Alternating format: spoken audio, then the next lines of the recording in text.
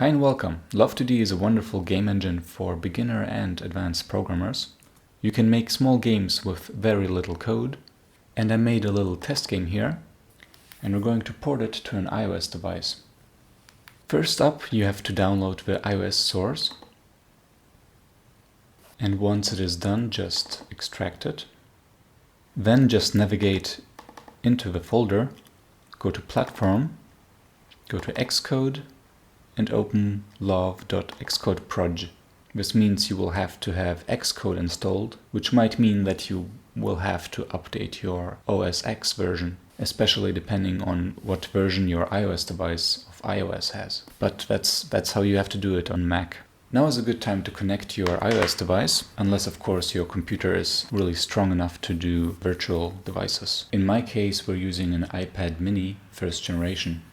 The first thing you should do is select love-ios and then select your device. Then you will have to wait for the processing and indexing of the files.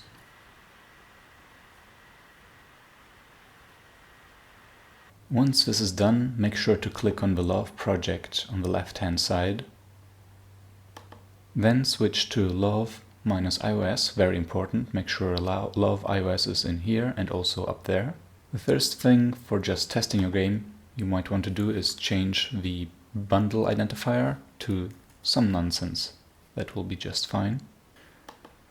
And the most important thing, go to Build Phases, copy bundle resources, and add your love file. You can choose another location other than the project folder. And just pick the game.love. I recommend copy items if needed. Create folder references worked for me. And all you have to do now is build it. Now you might get a message like this: failed to code sign love-ios. And then you'll have to log in. And once that's fixed, it should finish building. It will probably fail to launch on the iOS device because you're not trusted on it yet.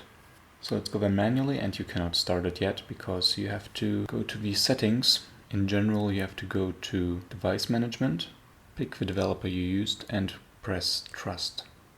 And trust again. Yeah, that's Apple for you. And then you can start the app. And there we go. Now if you want to change the icons of your app, you'll have to go to a folder, go to image.xcassettes and just go through the folders and replace the icons. To change the name, you will have to change identifier and type and then rename everything. And of course, build it again.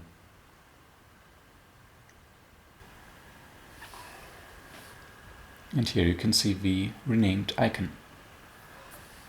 Alright, I hope this helped. Please like and subscribe. If you have any problems or questions, post them in the comments. See you in the next video and have fun making games. Ciao!